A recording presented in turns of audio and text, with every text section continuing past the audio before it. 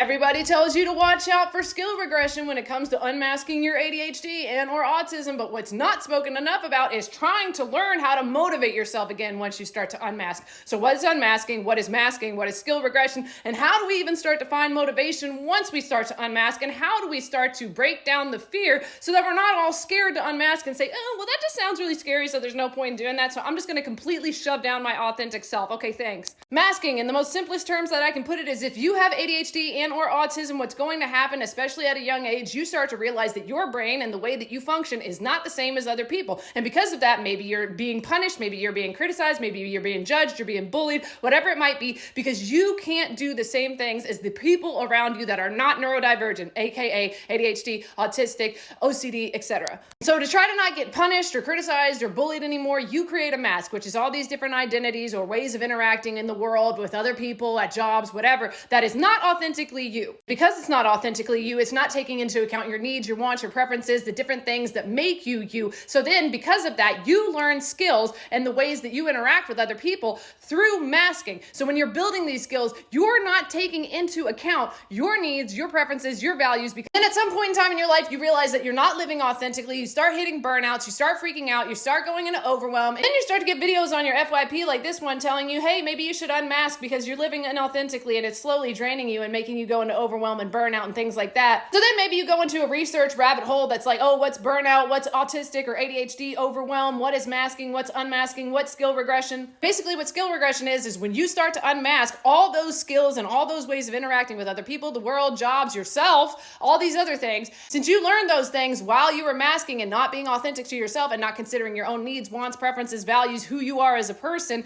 you are going to slowly but surely maybe not be able to perform those skills the same way, if at all, because they weren't considering who you are as a person and what you need. And another thing to bring up is since a lot of us who are masking are in survival mode because we feel like we have to fight, flight, freeze, or fawn. A lot of that is fawning because you are doing something for other people. You are people pleasing. You are sacrificing your own personality, wants, needs, and preferences to fit in with other people. Whenever you start unmasking, you might slowly but surely be starting to get out of survival mode. And honestly, that might kick you into what's called a functional freeze, which basically means that your body feels safe enough to slow down, but you're also kind of crashing because you don't have this constant uptick of like cortisol and fight or flight and all these hormones from survival mode keeping you like, so your body's finally being like, oh my gosh, thank you, we can rest, which can be really overwhelming, especially if you're used to go. It feels like you're never going to feel the same again. And a lot of people who do talk about unmasking and skill regressions will fearmonger you into thinking that that's what it's going to be like the rest of your life, but that's not necessarily the case. So if you were wondering, why would I even do any of this? This sounds terrible. I'm just going to keep being this person who's inauthentic until it just runs me. Hear me out. Skill regression can be difficult at times. It can be something that is very overwhelming, very upsetting. It's going to cause a lot of grief. There's going to be a lot of things that you think about. Oh my gosh, I've abandoned myself so much.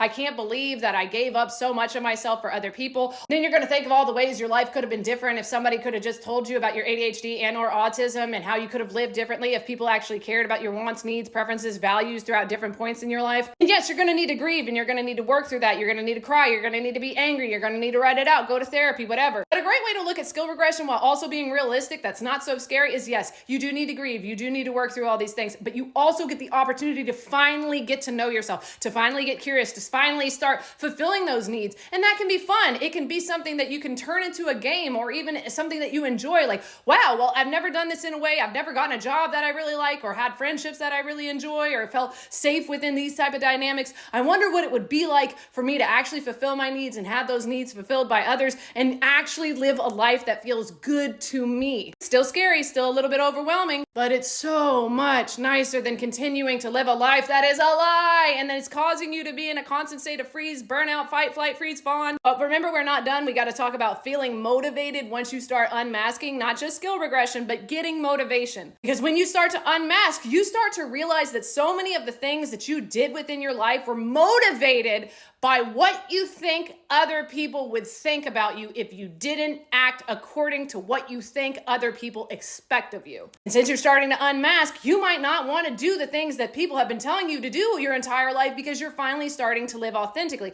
But considering the fact that you've not really taken into account what you need, want, your preferences, values for so long, you might get into this lost, stuck, overwhelmed phase where you're like, I don't even know who I am, what I want in life, or how to do it, or how to motivate myself to do it. Because I want you to take a second right now and just close your eyes and think about all the different goals that you have in your life at different points in times. It doesn't even have to be current goals. And then ask yourself, were you actually doing those goals because you wanted to do them, and or because it's okay to have a little bit of external motivation as well? Or was a lot of the reason you wanted to have that super fit body, you wanted to go on those vacations, you wanted to have that job, that career, whatever it might have been, because you thought that you had to, you wanted to impress people, you wanted to get your ex back, you wanted to make sure that your kids or your family was proud of you? Was it for you, or was it mostly for other people? Because once you start unmasking and you start realizing that not all of your motivation is going to come from other people, maybe a little bit, because again, that's normal to be like, oh, well, I want to make sure that I take care of my kids. That's a really good motivator. But a lot of it is going to be like, oh, well, I actually have to motivate myself to do the things that I want to do and break down the shame and the fear around going after the things that I want, because for so long people told me that was weird, or I wouldn't be able to do that, or so on and so forth. And so a lot of that freeze response and that fallout after unmasking isn't just skill regression. It's also learning how to trust yourself and be motivated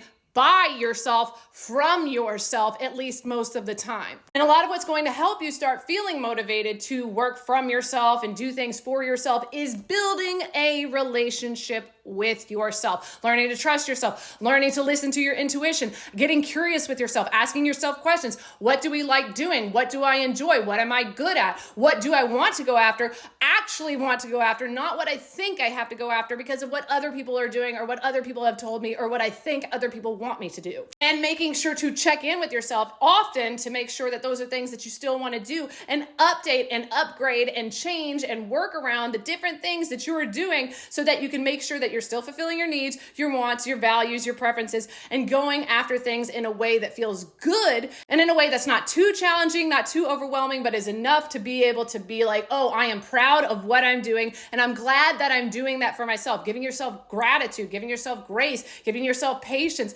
and changing as you go along, evolving, experimenting with what works, what doesn't, and just kind of going from there. Parts work also really, really helps with this, making sure to regulate your nervous system often, but trying to build your own sense of self, because for so long we have been told who we are, we have been picking up what we think we should be from other people, society, media, whatever. Figure out who you are, which is something that is ever evolving. That's why it's important to check in with yourself often. And also realizing that there's dips and flows within life, and sometimes you're going to feel motivated and sometimes you're not. And you should listen to yourself and get a good relationship with your body, because maybe you actually need that break. Maybe you need that time. Maybe you need to do something different. Maybe you need to change things up. Maybe that's something you don't want to do anymore, at least not for now. Just go with the flow a little bit, but also try to challenge yourself, but not so much that you're doing something that makes you hate yourself or makes you just miserable. Anyway, I hope that helps at least one person. If you have any questions or even like tips, let me know in the comments. But otherwise, my name is Sarah. I'm your favorite self-experimenting coach or companion, and I help get people reacquainted with who they most authentically are. You're an amazing person, and I hope you have the best day.